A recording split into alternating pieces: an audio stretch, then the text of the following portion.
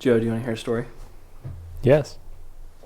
So we have a friend, and yeah. They were looking to buy a house, so they went and approached a new build about getting their house done. So they had everything lined up. They were going to be staying with a family member for a while before they moved into the new house. Basically, delays happened for about, what is that? I gotta do math. 5 or 6 months, and they finally got in. I'm following along. Finger math. Close of escrow got delayed like 3 or 4 times, but the friend of ours was able to close on their house today. So Mason and his family got their keys to their brand new place. Finally. Very epic. Do you have all your countertops in and everything? Yeah, countertops. Although the countertop did have a scratch on it, so the countertop people are supposed to come sometime this week to see if they can get it out. If not, they got to bring a whole new slab. Should we teach him about blue tape? We blue taped No. the shit out of a lot. Oh, he knows about blue tape. Yeah, we told him about that a couple weeks ago. Yeah. Okay. But then, dude, I fucking hate it. I was at a house this week. It wasn't that bad. There's some... I'm not going to talk about it. That job's not done yet. Remember the one I sent you that photo of? Or did I show you? Oh, yeah. That was the Rough. polka dot house of horrors. Rough. Oh, my gosh. Dude, there was more blue tape on that wall than there was paint. Bro. Good for them. Oh, it's rough. Fuck those people. They make a really solid point on a few things where I was looking at the wall where there was blue tape and I was like looking for discoloration or something. But it took me a minute to realize he found where they ran drywall screws a little bit too deep and they didn't mud it properly. So this is like a perfect little indent in the fucking drywall. So they didn't tape very good, or they taped really good and pushed it into the mud where the screw head is. And there was some where the screws were backed out a little bit. He was having fun. That guy was having a I good had a time. client who was, I saw him, he was taping a wall. I'm like, dude, what are you doing? And he was like, dude, I don't like the texture. You see how it's all like this and like this? I was like, that's like, it's not supposed to be the exact same everywhere. That's the point of texture. Like this side was this way, but then this side was just a little bit different. Yeah. I'm like, dude, like, you ever been inside a house before? And then he was like, yeah, okay. All right. Took the tape off. You remember the house up in Desert Mountain? Penis-shaped pool? Yes. They had a real one? You look at the pool and sure enough, it looks like a But cock was and it? balls. But was it designed that way, or it just so happened to be? I personally think it had to have been. Because where the steps were and everything, you know. It literally was nice big circle and then just protruding shaft, right, looking out over the valley. Yeah. Was there a head? No, that's Not the necessarily, only. That, yeah. I, Well, the head I, was- I feel like at that point, like you start showing that to the homeowner, and they're like, "Why is there a dick for a pool on my $10 million house?" It's very So masculine feature. Do you think that was the pool, the guys who built the pool, like a joke? Let's see if they can see it, or like the homeowners chose that design. It is probably just more they chose that design with the shape. Because it is up on the mountain, you're a little bit constrained to the shape of the lot and stuff like that. Sometimes dicks fit in good places, you know. Sometimes you need a dick to fit in a certain place. Yeah, I mean, in my experience, you can make a dick fit anywhere. You know what I'm saying? You're brave. I like it. What's that line? If a pencil sharpener had a skirt?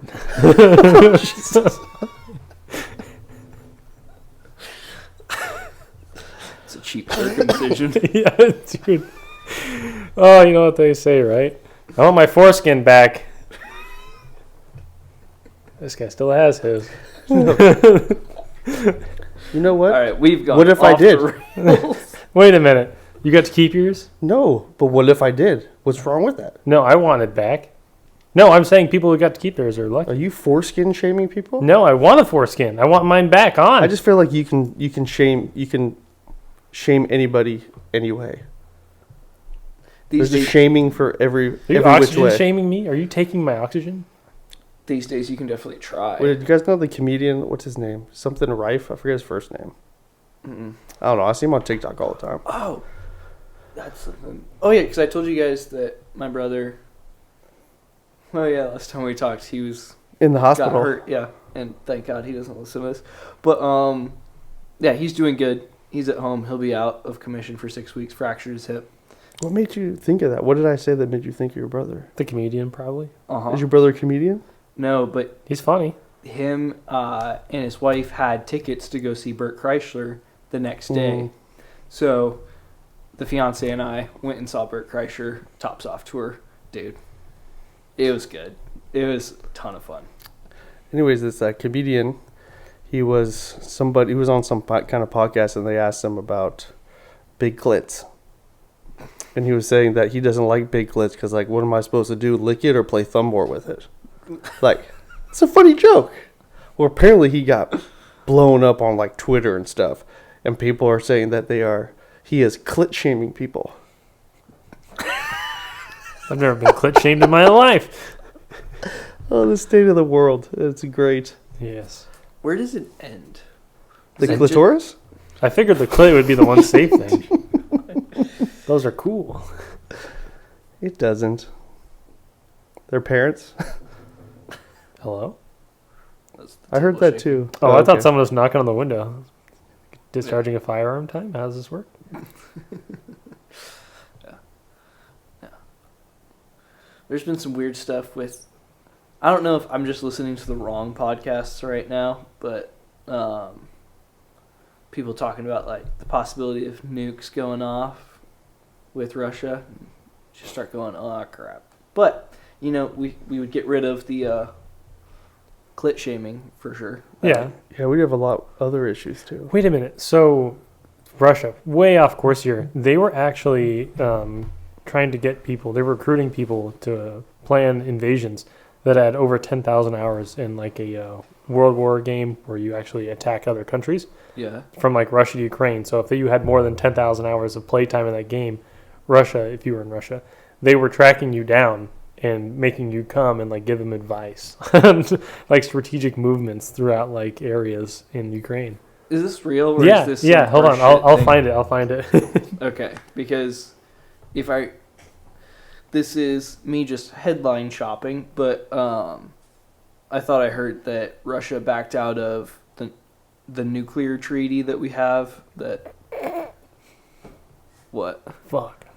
Yeah, which I'm pretty sure it's like the one that we're not going to test nukes and stuff like that. But at the same time, it's if they're backing out of it, it's a couple months before Russia goes, hey guys, just a reminder what these things can do, and they're just going to test one out, like not in Ukraine, but and then everyone's going to go, oh, butthole puckers a little bit. That would suck.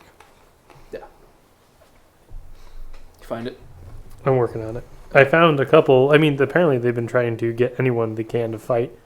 While I look for this, another strange phenomenon in Russia. Kids breaking arms and legs, young men, to avoid the draft. Yeah, you were telling me about that. That's rough.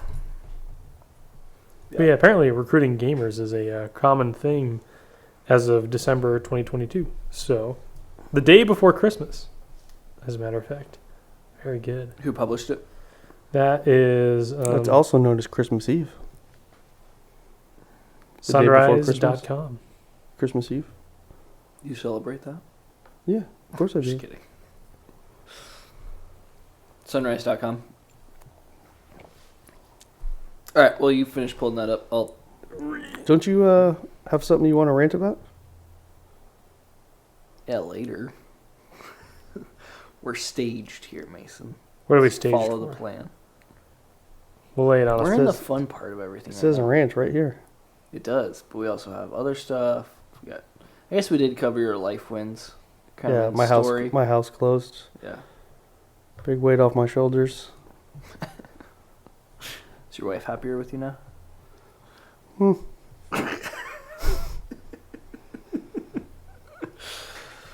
Have you set a date for the wedding? Yeah, May 13th. Oh, wow, you said that on air. Okay. Yeah. Where are you getting married? Is it a Friday? No, Saturday. Friday the 13th. Yeah. Saturday. Okay. Is it local? Do you want me to shit on some people right now? Because Yeah. this would be an authentic, just thought of it, I'll shit on some people. Go for it. And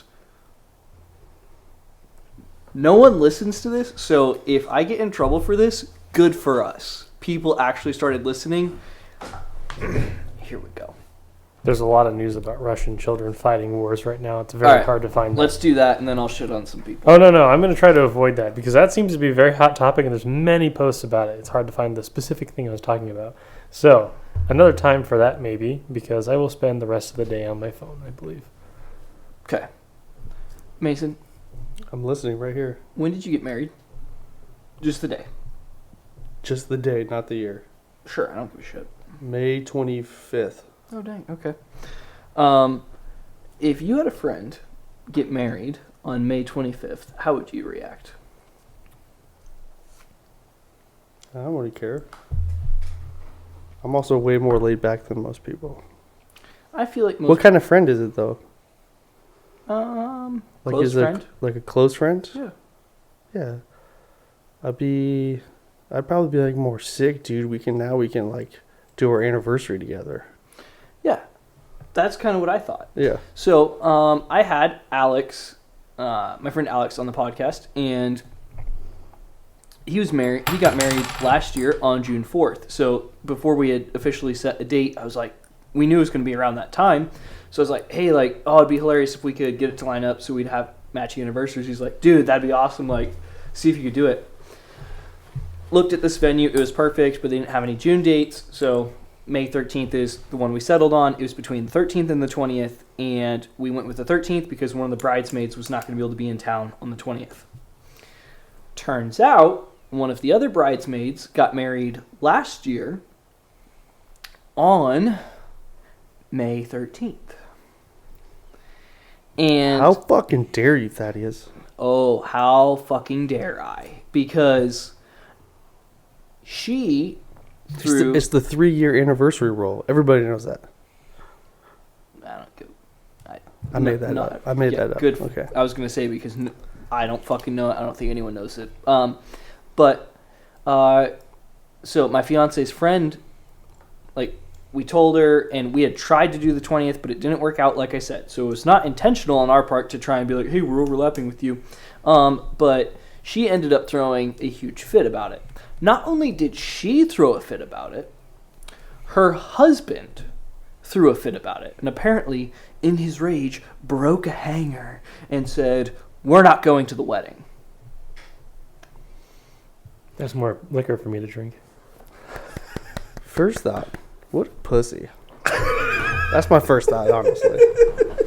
What kind of hanger are we talking about? We're talking about a metal one, plastic, something Probably for some coats. plastic piece of shit. Plastic one. He could have, snapped it and could have hit his wife in the eye or something. Yeah, dude. That could have been domestic violence. You would have been. Yeah, that's domestic violence. That's And not- I'm not should for we- that. They will sell you. They won't sell you a gun if you have a domestic violence charge. Should we have the cops look into this? Oh man, that's Maybe. How old are these people? They're younger than I am, so 22. So and they're married. That's a Yeah. problem in itself. Maybe not. I don't know. I got married when I was 23. My brother was younger than that, but You know what my wife would say? Huh. Oh, they're just young, dumb, and full of cum. yeah. Your wife would not say that, would she? Oh yeah. That's cool. oh yeah. But So it's a simple situation. Or Don't solution. get married, dude. No, So it's they easier might- than that. They Just might break another One code. less bridesmaid. dude, we were trying to be very just like, hey, we did our best. This is not personal. Like, and her whole thing. She asked to go out with my fiance to lunch to be able to talk through all these things, to talk through this. And she's like, well, like in the friend group, like this friend's married and they have their day. This friend's married and they have their day. And me and my husband are married and we have our day, but now we're going to have to share it with you. And it's like, how often have you gone out with other couples for your anniversary? I have on a couple of times. but it's more like, hey, we're going to this place for our anniversary. You want to come? Because we don't want to hang out with each other one-on-one. Signs of a healthy marriage. It is. That's a great healthy marriage. Yeah, but like, But I get what you're saying. 99% of Never. the time, yeah, never. And if you're competing with us for Instagram clout, I don't give a shit. Hey, make you sure- can take it. Make sure that when you re-listen to this before you post it, date the time and save it. Because like in 5-6 years, and they try to fucking invite you to a group anniversary like date or event, Just send it to just them. fucking send it to them. Especially the guy who's being a pussy. I guarantee you, if they're still friends, because they'll probably get over this little situation, that they're going to try to do something. If Yeah. not sooner than 6 years. Yeah. You hear that, James? It's not his name. Damn. Steve, No. Dale. Paul. Closer. Darnell. Derek. We're going to leave it there. Oh, you know, I bet his name is Rich. No. Well, it would make sense. Short for Rich is Dick. Do we think no one's going to listen to this episode? Someone will listen to it. Do we get like Do we think it's going to get back to them? 18 views?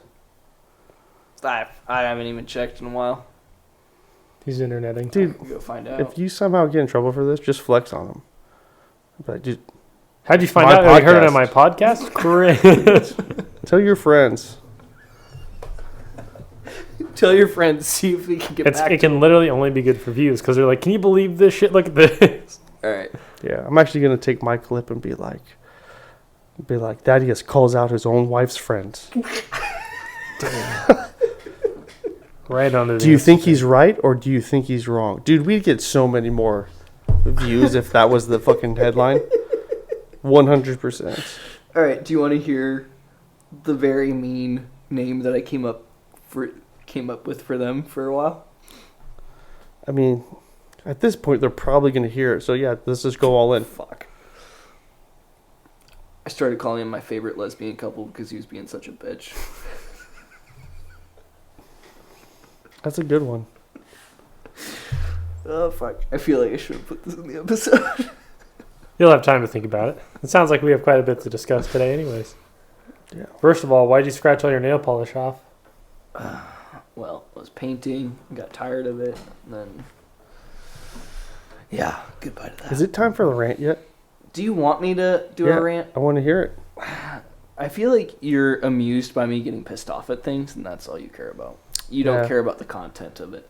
Do you care about the content? Because I think the funniest part is just how irritated you get at the most littlest thing. And I think that's comical. Most littlest. Yeah. Tonight, we're ranting about Mason's grammar. What did I say? Most littlest? Is that what I said? Yeah. Okay. It's probably not what I meant to say then. What did you put in my cup, dude? P.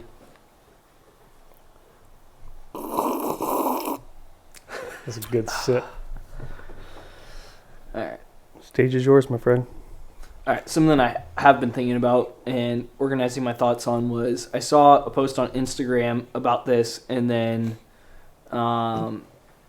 actually had a friend call me about this, and kind of frustrated me. And part of it was, we'll start with the Instagram post. So it was this person who was talking about how they thought everyone should have a business venture that they run. So that they should have a business that they own. And I thought that, I was like, that doesn't seem to fit for everybody. And then the part that... I like the general idea of that. Why is he taking notes? I'm very curious too. He's not starting on the right page. Carry on. The one that kind of like... To expand on what she had said, she was talking about even just having something on the side for everyone to be able to do that, to be able to run their own business. That it makes sense as far as you're trying to hedge yourself against sometimes uncertainty in the markets, but at the same time, I feel like there's a certain wiring that you have to run a business. Then the other one that kind of really started bothering me was I had a friend who called me, and they run their own business. They were telling me that they were thinking about going back to doing a W-2 job because there's certain things with their business that wasn't going the way that they wanted it to. So they had talked to someone else about it, and they were kind of given some pushback in regards to it. And the big pushback that they were given was in regards to, don't you like the flexible schedule, things like that. But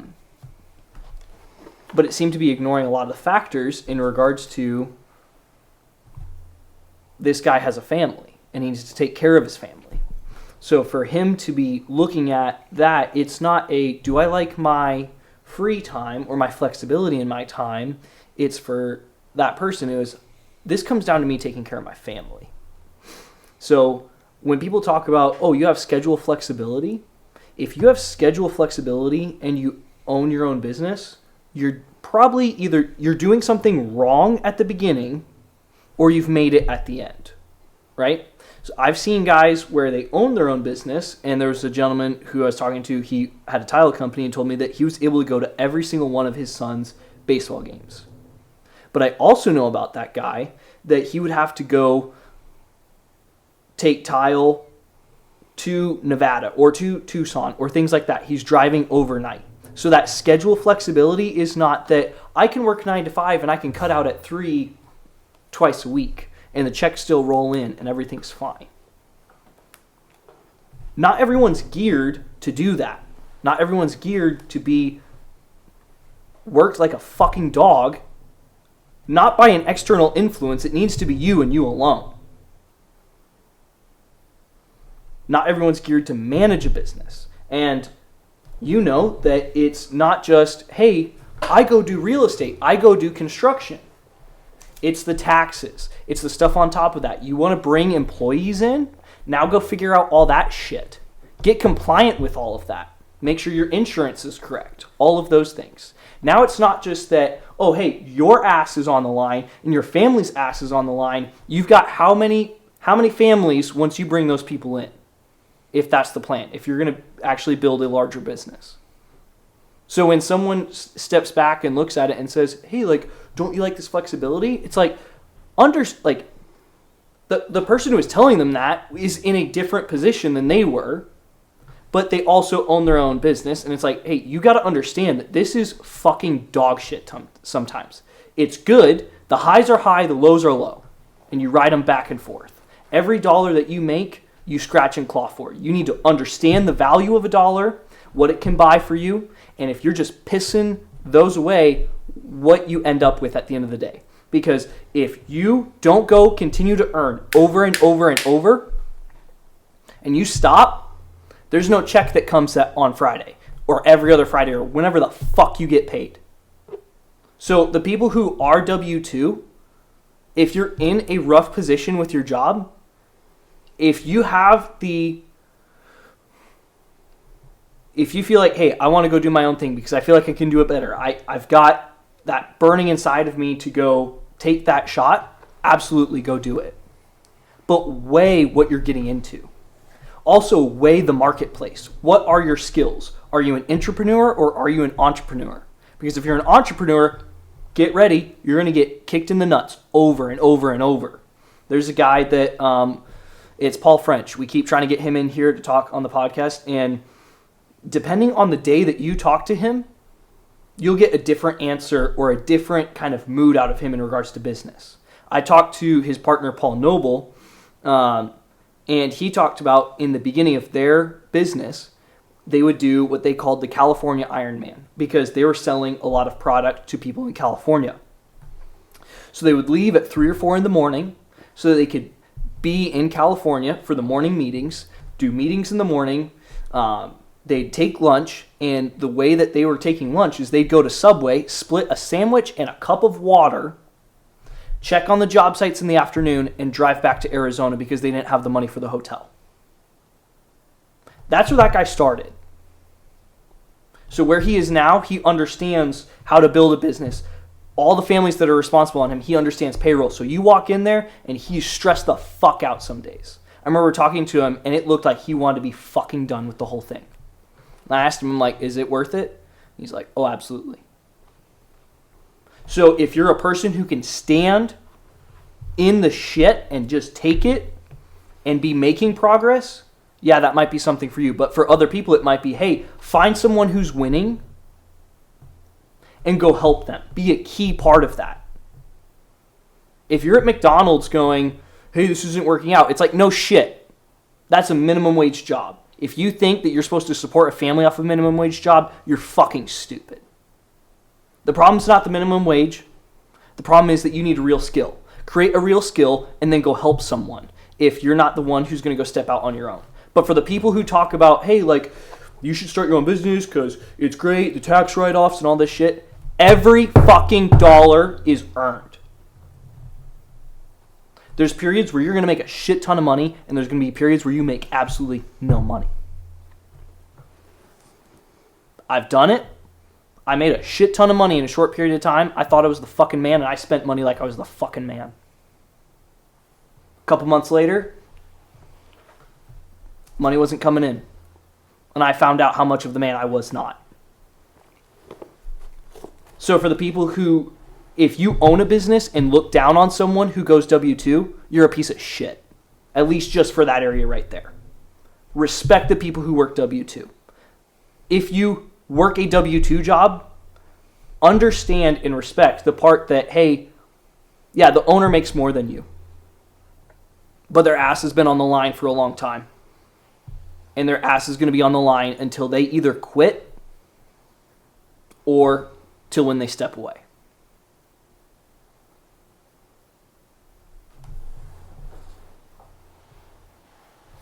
There you go. You got the rant. Yeah. I mean, it makes sense. And I agree with it. I just don't get why, like, if you're going to start a business, like, what's your why? Like, they say that a lot of time in real estate. What's your big why? What's your motivation? Like, if it's for a flexible schedule, like, that only comes with a successful business. That's what people see after people have already created a successful business. I mean, like, when I got into real estate later in my life, and I had a conversation with my family about, like, hey, like, when I start this, like, this is going to be a minimum of a 5-year grind. You know, like, I might not be able to go to everything. I might be able to do everything because that was my goal, is to create a business so I would be able to be at everything and do at everything. But if you're just trying to start a business just because you want the flexible schedule, yeah, you might own a business, but, like, what does your business really look like? How much money are you really bringing in? Which, and to your point too, there's a difference between messing around and there's the difference between having a business. Significant. Because in some ways people can look at it, hey, do I want a couple extra dollars? Okay, yeah, I can do my own thing on the side outside of my 9 to 5 or whatever hours you work. I don't give a shit. Yeah, side hustles are good. Yeah, exactly. But the minute you step over to say, hey, this is going to be the income for the family, this is going to support us full time. Yeah. That's when you got to think about it as far as... And I hate when people say, like, oh, yeah, but you can write it off for taxes. But you still have to buy it. You still have to spend the money. It's not free money. All you're doing is lowering your total income so you get in a lower tax bracket. You're not getting the fucking money straight. That's what I don't like. Stupid. Like, the person whoever said that, like, I wonder how good their business really is. Like, did they forget on how long it took? If it is successful, did they forget how long it took to get them there and what they had to do? I feel like a lot of people who say that, though... Like, you got to love the grind. You have to enjoy it. Otherwise, you're not going to be able to do it. Not just that, but you have to be smart. And you have to be calculated. Because it's, I think the statistic, 90% of businesses fail within the first 3 years. Mm-hmm. So if you don't go in with a plan, you're stupid. That's it.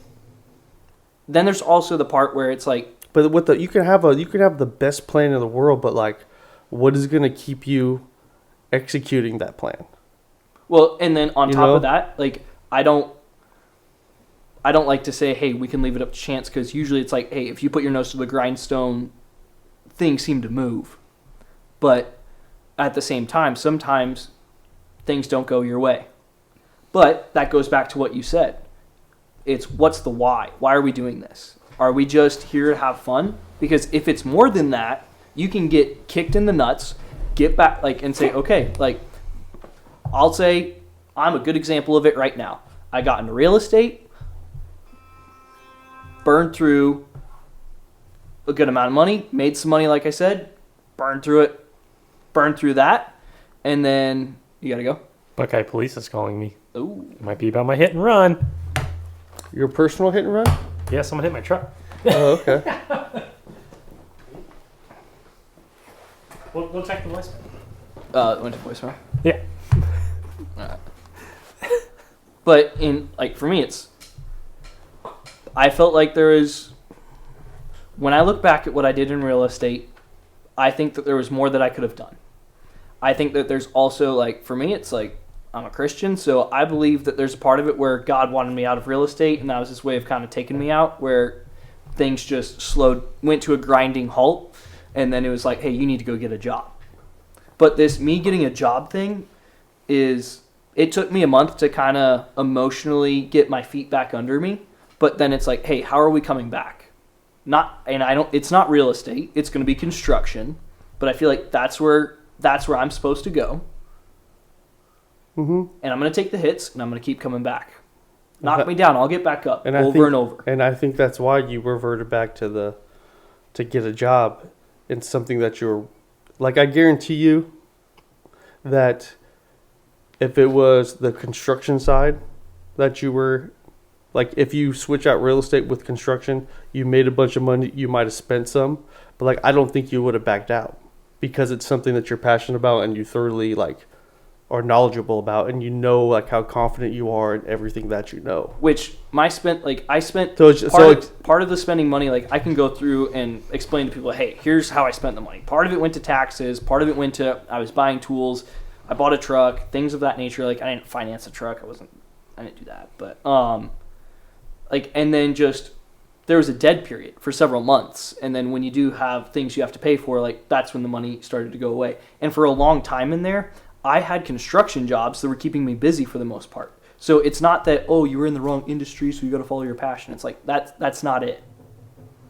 I hit a point where financially it was, hey, you've got to stop, and you need to go work for someone and find someone, do what you're supposed to do, which is more just make an income. Exactly. Yeah. But I also think that your time in real estate is going to benefit you through your construction job. Oh, absolutely.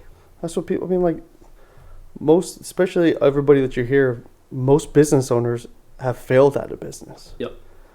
And if they haven't, they've had proper guidance, had people, family members, or people that they know that are successful, and they just followed their blueprint. But those are also people that did the grind. And back to, like I said, so people like who tried to, like, shit on people and do all that kind of stuff, they're like your buddy. Fucking pussy. You know, like I mean, like, the people who talk like that, oh, you need to do this, oh, you can't handle W2 this, blah, blah, blah, blah. Dude, you are Thaddeus' favorite lesbian couple. Fuck off.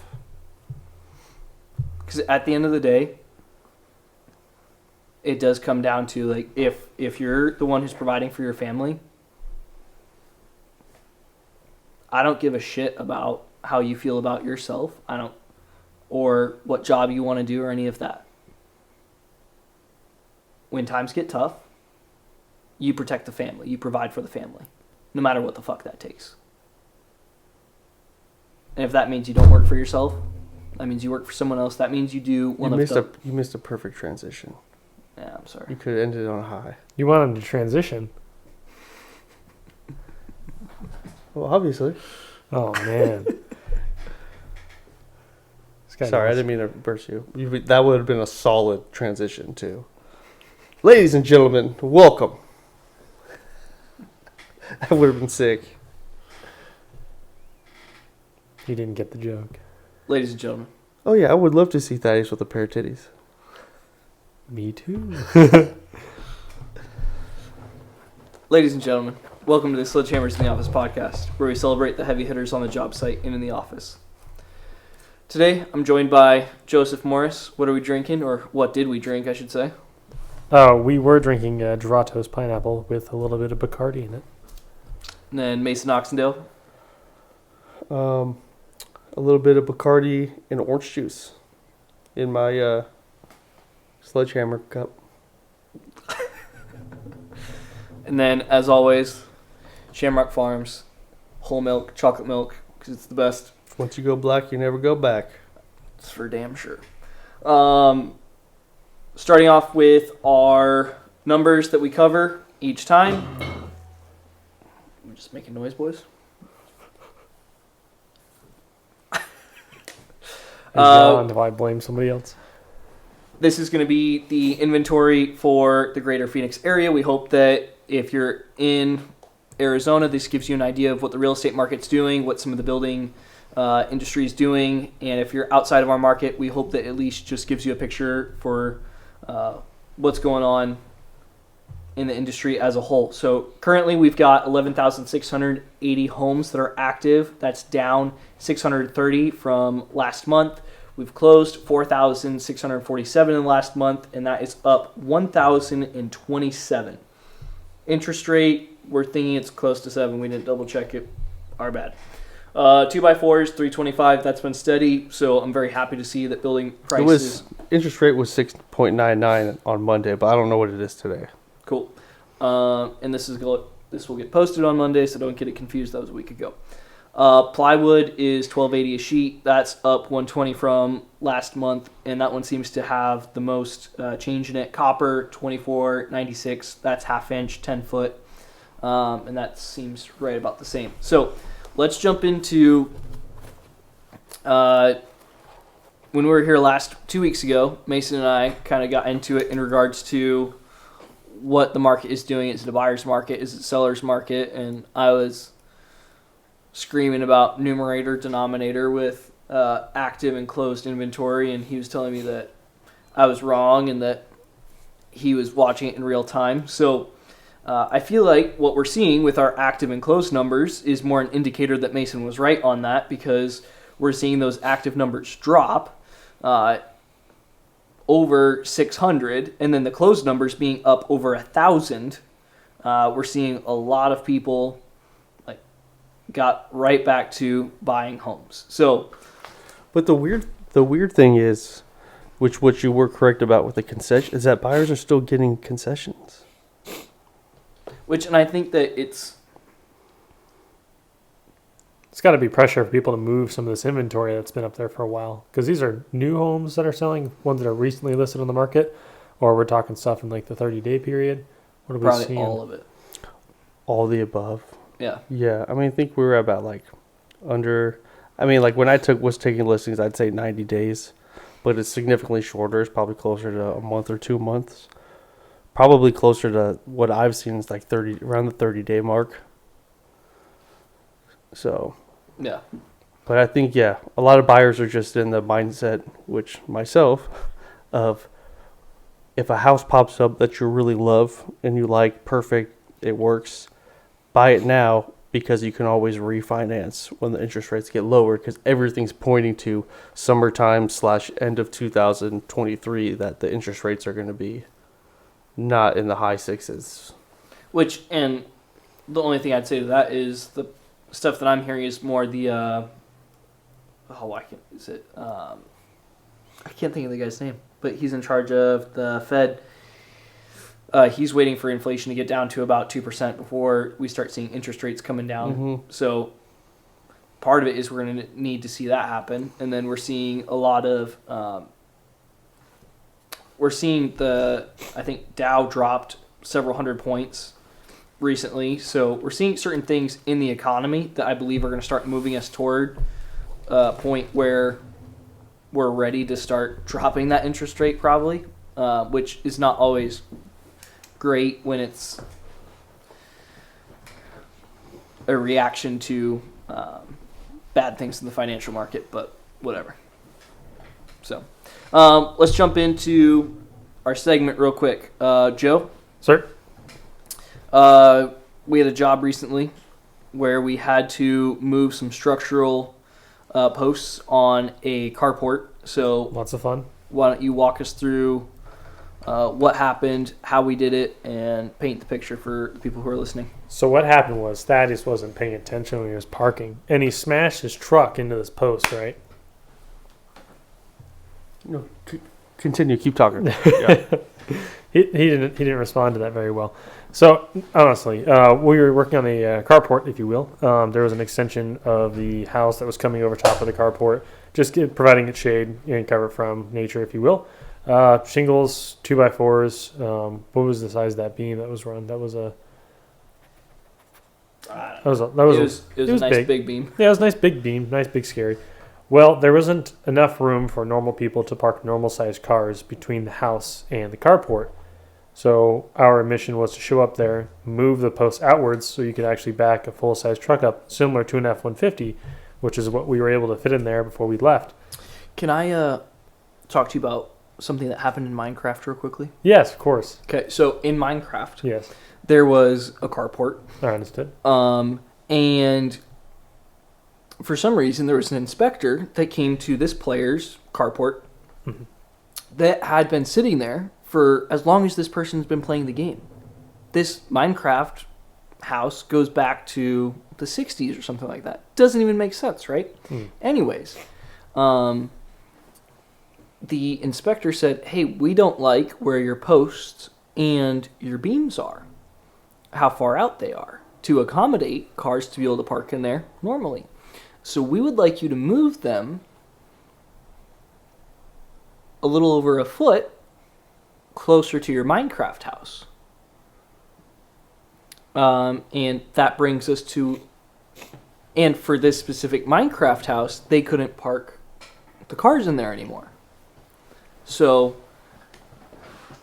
they passed the inspection in Minecraft, and then they thought, man, this sucks that we can't park cars in here. So anyways, sorry that I took you on that tangent, but Minecraft's important. Back to the real world. I'm glad we got to that. So it's a very hypothetical situation there that Thaddeus has described. Very hypothetical. Allegedly. Allegedly. Oh yeah. So we had the delightful task of moving these posts away from this home. It's weird how similar they are in structure, even, as a matter of fact, because I think I've seen that Minecraft home he's referring to. So we show up, looking at the carport, like I was saying, clearly no room to park anything normal there. So we go and start getting to work on what we think is going to be a relatively simple task. And it was, for the most part, except for some really, really angry nails. I have no other way to describe them, because they didn't want to do anything we would expect a nail to do, because they spent the whole day hurting our hands as we tried to rip them out. What were we ripping them out of? We were ripping them out of the hurricane straps, specifically, those ones that were embedded pretty well. And then the ones securing the two beams together, those were also secured very well. Those are some good quality nails. We should have found out what manufacturer they were, as a matter of fact. Simpson. Yeah, use them going forward. If not screws. But yeah, what did we start with? We got in there. We ripped a lot of the hurricane straps out to kind of take some tension off of the carport from the studs themselves. And then we put our temporary walls up, which was 4x4s, right? Yep. So we smacked some 4x4s with a sledgehammer further into the carport than the posts were set, to make sure the weight was carrying on to our temporary wall, aka our 4x4s. That alone was one of the scariest things I think I've ever done with a hammer in my life, because the entirety of that structure at some point was being held up by nothing more than pieces of wood that I was responsible for setting. Mind you, we were leveling them. We were doing a good job, but We were screwing them in, too. yeah, we're having a good time doing it. I don't think I've hit something that many times with a sledgehammer before and expected it to be structural afterwards. I was pushing the limit there. That's what she said. This is, in fact, what she had said. All right, keep going. So the temporary wall got set up on one side. The beam that runs the length of the house, I mean, we're talking 22, 25 feet, you think? Sure. Yeah. So the beam that runs across the bridge, or the outer perimeter of the carport, where the posts are set, is 2 pieces. So we start with the first half, get our temporary wall put up, get all the hurricane straps all the way off, pull the old post down, make sure our temporary wall is actually working, and it did. We got to stay alive and stuff like that. No one got unalived. Got everything pulled out, got the post removed, and then we got to pull that beam down. Wouldn't recommend how we did it. Hypothetically speaking, it was all very OSHA compliant. Definitely didn't walk it down off a ladder on one end and a drywall stool on the other. Definitely didn't do that. Sounds like something people do in Minecraft. It is 100% something that is a common building technique in Minecraft. So yeah, we got the luxury of doing that. What about anchoring? Anchoring? We didn't have a boat. The anchors were screwed in originally, right? They weren't nailed in. I don't think the original ones were nailed, were they? They weren't set with the ram set. Yeah, they were set with actual concrete screws. So that was nice and easy. So the way that you usually are going to set a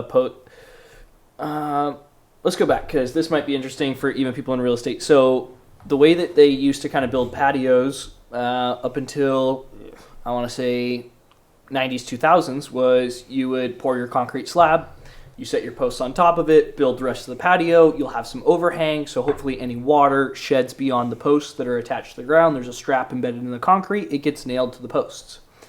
And this makes it where it's not going anywhere. But because water is a son of a bitch sometimes, it finds its way to that post, and it will start to deteriorate that wood. So what they came up with is if you put a galvanized steel bracket on the ground that raises the post up about an inch off the concrete, it makes sure that water's not getting in there to deteriorate it from the bottom. The way that you set these brackets on the concrete, though, is you need to mark where they are. There will be a hole in the center of the bracket where you'll drill down with a hammer drill, and it's going to be specified by the manufacturer. The ones that we were using were a 5/8 inch, and we had a huge hammer drill, so just drop it right through there. You'll set your bracket, pound that concrete anchor in, tighten it down with a socket wrench, or you could do an adapter. And then once that is nice and stuck to the concrete, you can set your post on top of that and then start rebuilding everything on top of it. So basically, kind of what Joe was talking about was then repeated on the second half of the structure. Once we got the first half attached where we wanted it, moved down to the second half, played repeat, tightened everything all down, put all the hurricane straps back on. Make with sure screws. Yeah, that was nice. Thank God. Yeah, Simpson makes screws that are compatible with a lot of their hardware rather than just having to use nails, because that can get tedious and very annoying. It hurts your hands pretty bad. Yeah. Mason, do you have something you want to talk about in real estate, or do we want to jump into a house? Let's look at the house. All right. So I asked Mason before we started what kind of a house we wanted to look at tonight.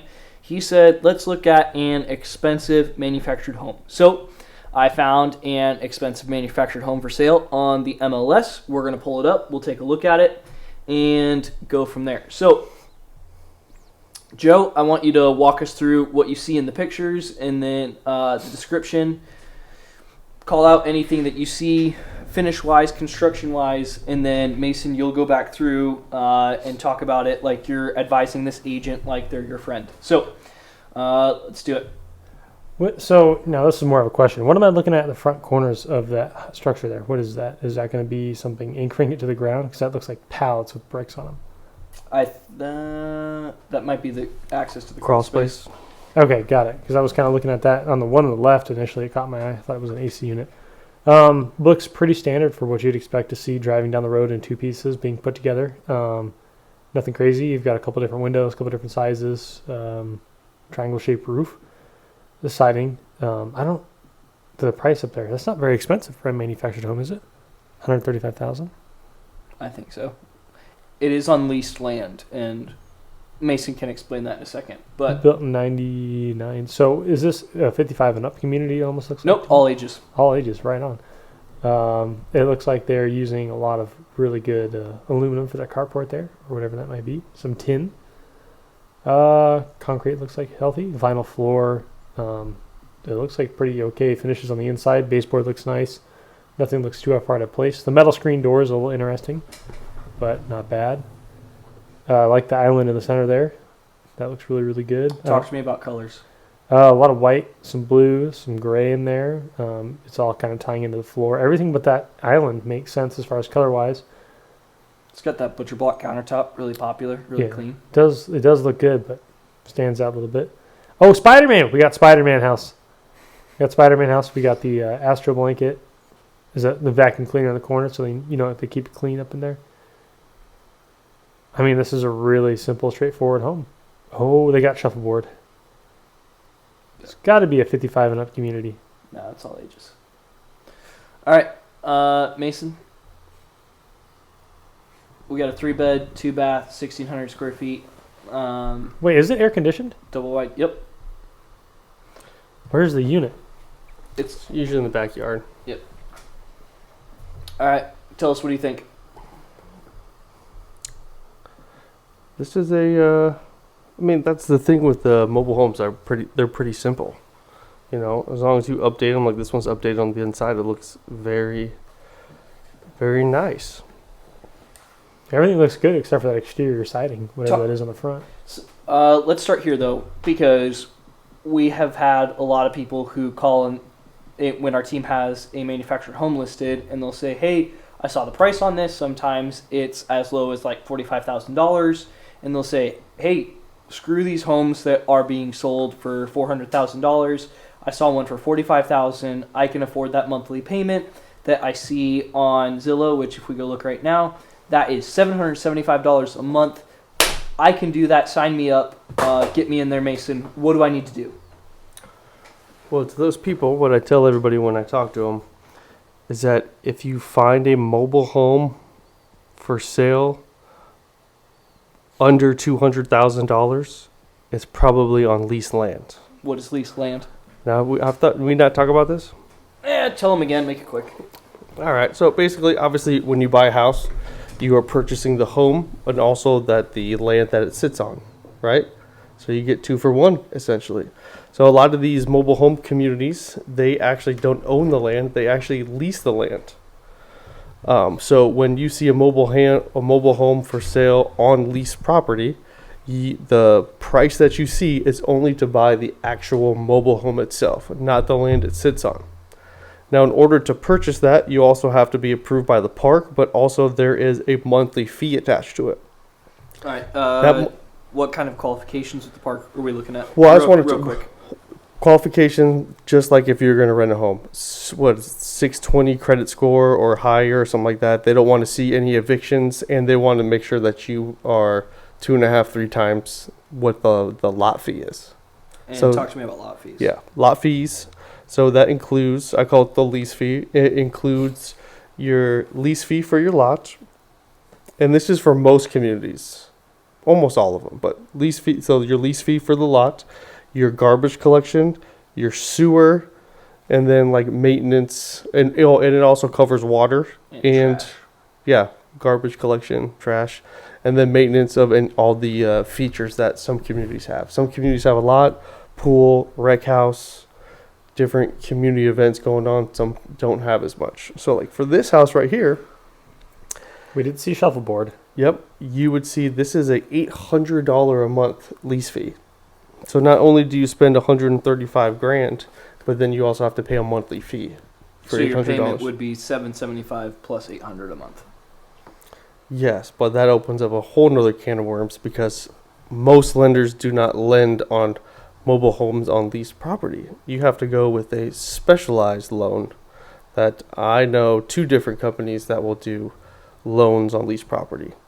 And I know. And they're significantly higher in interest rates. And I want to say like 15 or 20 years is the longest loan that you can get on it. They're usually significantly shorter. Yeah. And they're not as fast as your typical loan. No, yeah. Well, that's a disaster too. Yep. Looking at this, we've got 133 days on Zillow. We've got people looking at it, some people saving it. What do we think in regards to what's been going on with it? Because we've got price, history. Let's see where they originally list it. Listed for sale at 135, and then they dropped it a couple times through November, and then they put it back up in February. So 133 days on the market. Some people looking at it. What do we think? Is it the finishes? Is it is there something? Is it what you've talked about? Just what do you guys think, Joe? Anything that stands out to you? The variable to lease land, because it sounds like an apartment with a extra fee on top of it to me. Unless I'm gonna wheel that thing away to a new plot of land when I'm done living on that, whatever that land might be for the lease period agreed on, it doesn't seem like it'd be worth it to me personally.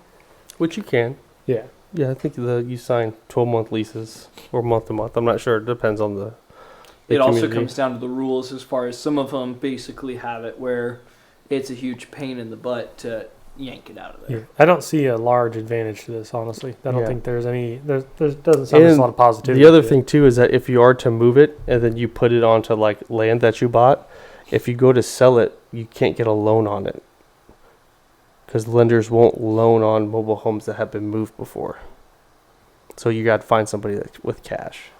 Are they serialized in any way?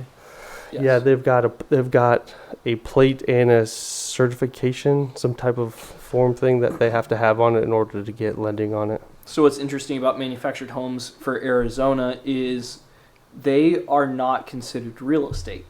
They are considered a vehicle. So you need to, when you buy or sell them, you go through the MVD. And if it's a double wide, you'll have 2 titles. And if it's a single wide, you'll only have 1. Mm-hmm. All right, Mason, any thoughts? Let's talk about days on market price. What have you seen from this place that stands out to you? Yeah. So the thing with the mobile homes is that it varies. Obviously, it has to be priced properly, but it varies on the community. So a lot of people buy mobile homes not necessarily based on the niceness of it on the inside, outside, but on like where the community A is located and all the amenities and stuff that it has in it. So I think that's a big plus. Now, usually all ages communities, they usually sell a little faster. But I mean, like 90 plus days, like that's normal. They haven't dropped the price that much. What does it say on Zillow? For the price? Yeah, go back to the price history.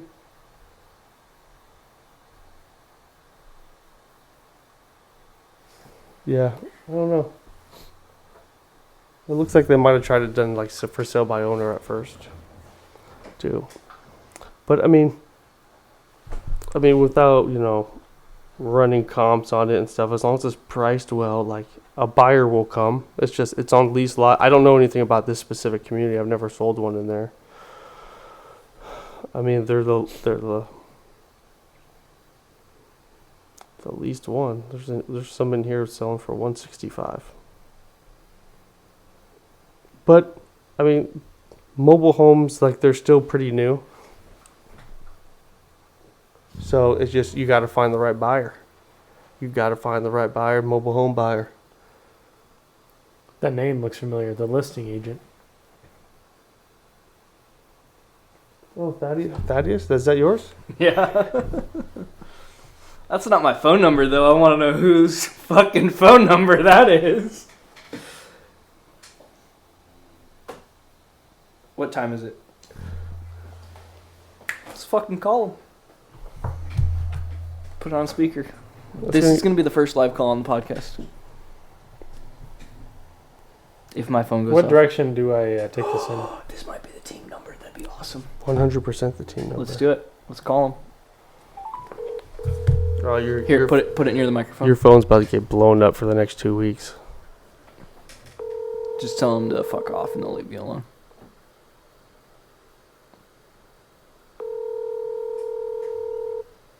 How the fuck is my phone number not on there, though? It's just gotta be the office phone number, huh? Thank you for calling Realtor One Group. We are sorry we are unable to take your call this time. That's not even... It's the main office. That's not our office one, is it? No, I don't know who that chick is. Whose fucking phone number is that? Google it. We'll look it up later. Okay. Deal with that. But yeah, so Sons of bitches, I'm trying to sell this fucking place and they're not even calling me. So That's why they're not calling. That's why you haven't gotten any calls about God it. damn it. Update your phone number. it shall It sell. should be. Yeah. So with this one, they bought it recently. It had been completely updated That's the office. for here. Yeah, Glendale. That's not this. Look at the address. Yeah, that's not our address, homie. Oh, word.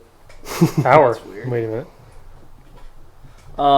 But yeah, they've had everything is really clean inside because you'll look at a lot of manufactured homes that I'd say are probably in the up to 80,000 range, and they're usually really dated. We're going to talk 70s, 80s would be a good buy at 70 to 80. 135 is expensive for a manufactured home, but there are things that were comparable in that price range. So yeah, we are trying to get eyeballs on it. The big thing that we have had, and just like we have for all manufactured homes, is that land lease. It's high. Killer. Yeah, it's a killer. So we're working on selling that thing. If someone is interested in getting a manufactured home, it's got great access to the freeway. It's off of 67th Avenue and the I-10.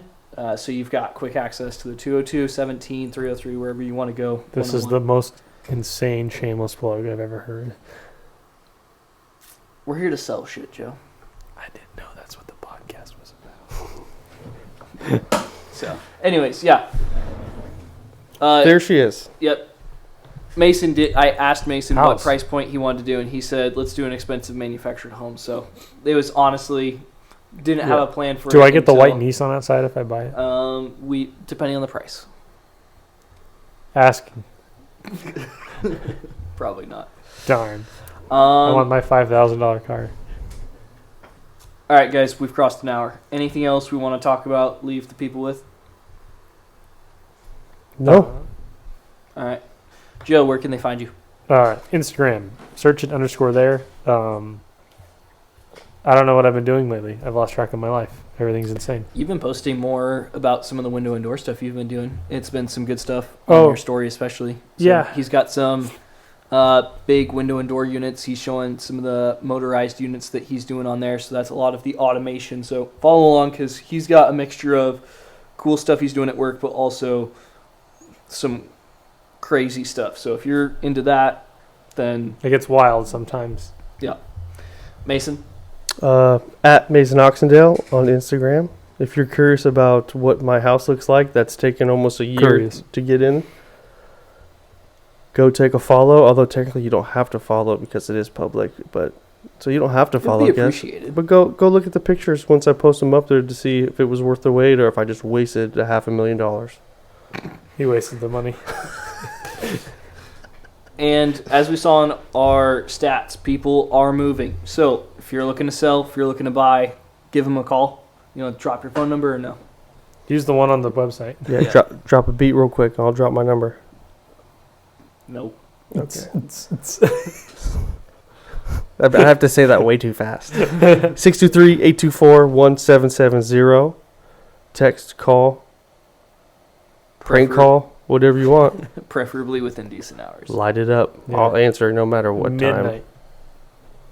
All right. You can find me on Instagram. I'm going to be moving most of my stuff over to at SITO _building as we start to move a lot of what we're doing to the construction side. Mason's going to be the point of contact that we're trying to really push for real estate. So at SITO _building, you see what we're doing. And until next time, I hope your hammer stays accurate, your Wi-Fi fast, and your work blessed. See you, everybody. I don't think Oh, my brain is scrambled. You guys are lucky I made it. I almost got kicked up by a horse today. Should have got kicked by a horse. Dude, you got fucking close. It got really dicey. The fuck you doing that close to a horse, That's shoveling and shit.